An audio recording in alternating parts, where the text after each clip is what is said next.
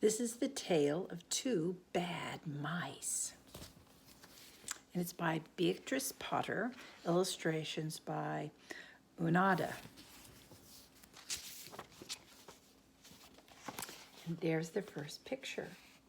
That's a dollhouse.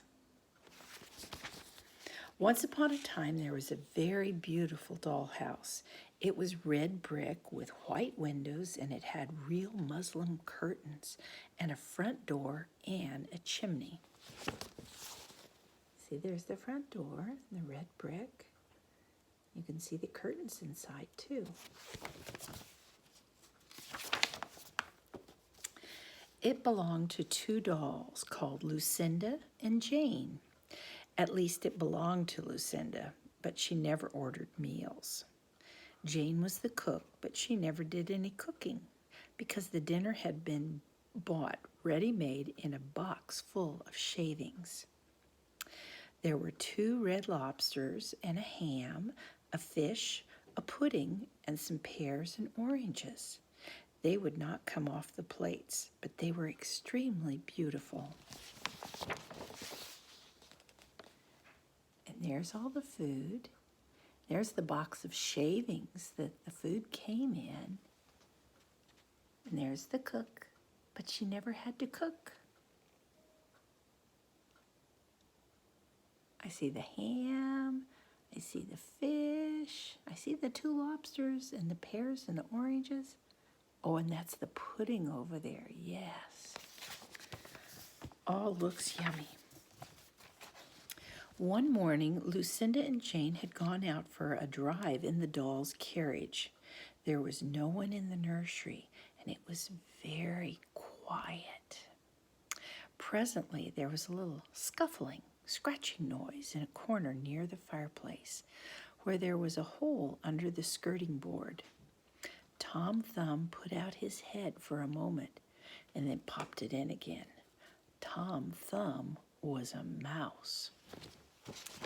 There's a picture of the nursery with the fireplace, and I see the little hole here, and it's next to the coal box. That's what they would put in the fireplace to make the nursery hot in there, to make it warm. They've got a rocking horse, and then there is Tom Thumb, the mouse.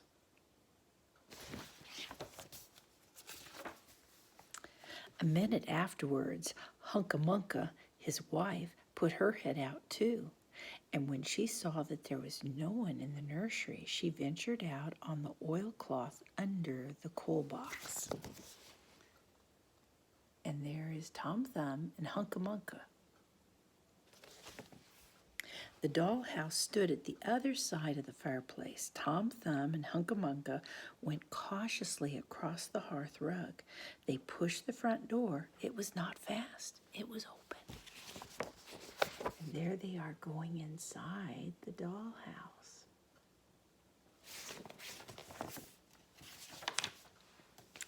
Tom Thumb and Hunca-Munca went upstairs and peeped into the dining room.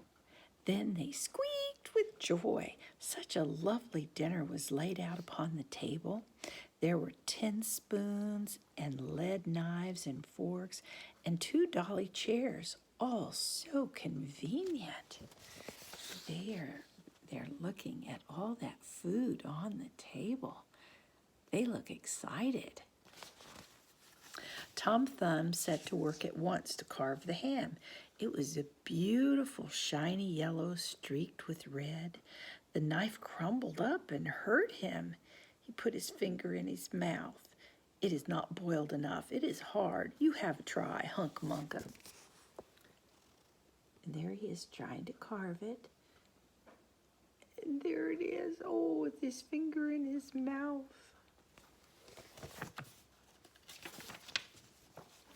Hunca-Munca stood up in her chair and chopped at the ham with another lead knife.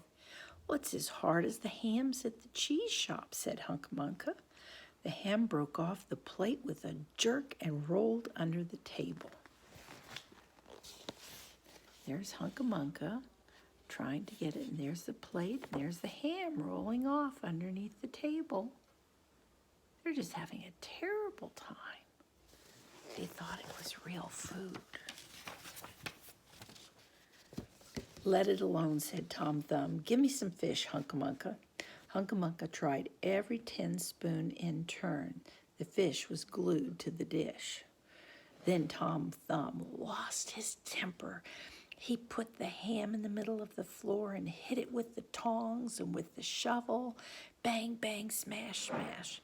The ham flew all into pieces, for underneath the shiny paint it was made of nothing but plaster. There they are trying to get the fish off the plate. And these are some things that are back behind their little fireplace in the dollhouse. And that's what Tom Thumb, when he's very angry, uses to try to get that food, and then finds out it's just made of plaster. Hunca Munca looks like she's laughing at him. Then there was no end to the rage and disappointment of Tom Thumb and Hunca Munca. They broke up the pudding, the lobsters, the pears, and the oranges. What a mess they made. I mean, stuff is all over, and they pulled the tablecloth off and everything. What a mess. Sometimes these pages don't turn. There we go. As the fish would not come off the plate, they put it into the red-hot, crinkly paper fire in the kitchen, but it would not burn either. There they are trying to put the fish in there, trying to get it off the plate, but it wasn't a real fire. Tom Thumb went up the kitchen chimney and looked out the top. There was no soot. And that's because it wasn't a real chimney. And there you show him at the top of the chimney there. While Tom Thumb was up the chimney, Hunca Munca had another disappointment. She found some tiny canisters upon the dresser labeled rice, coffee, sago, but when she turned them upside down, there was nothing inside except red and blue beads. And there, they turned it upside down, Hunca Munca did, and just the beads came out. Then those mice set to work to do all the mischief they could, especially Tom Thumb. He took Jane's clothes out of the chest of drawers in her bedroom, and he threw them out the top floor window. There he is, throwing the clothes out the top floor window. What a mess.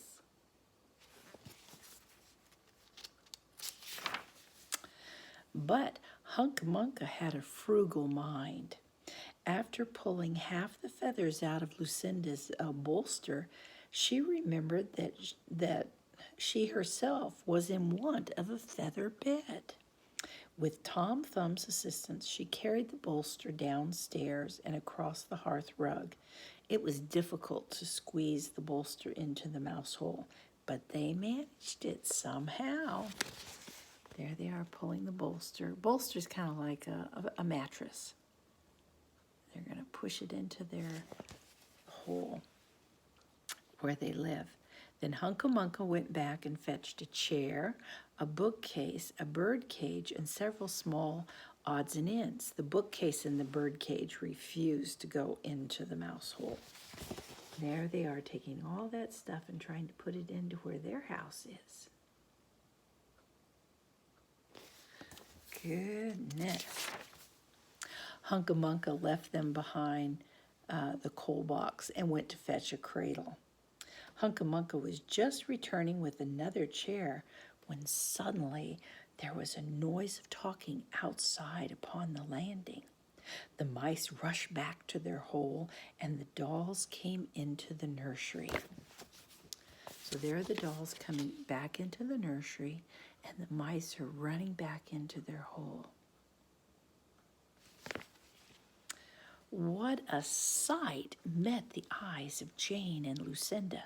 Lucinda sat upon the upset kitchen stove and stared. Jane leaned against the kitchen dresser and smiled, but neither of them made any remark. I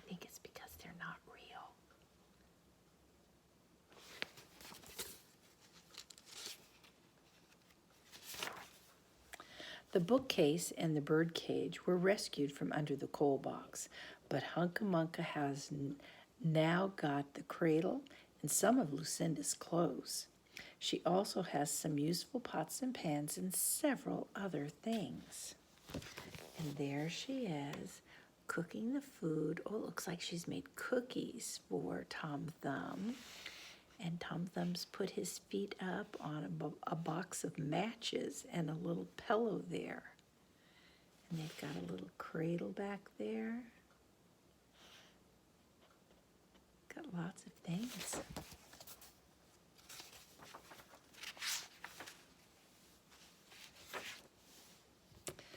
The little girl that the dollhouse belonged to said, "I will get a doll dressed like a policeman." But the nurse said, "I will set a mousetrap." And look, as they were looking in there, Tom Thumb and Hunca are hearing what is going on. Let's see what they will do next. So that is the story of the two bad mice. But they were not so very naughty after all, because Tom Thumb paid for everything he broke. There he's making a list of the cost of everything. He's got his little calculator there.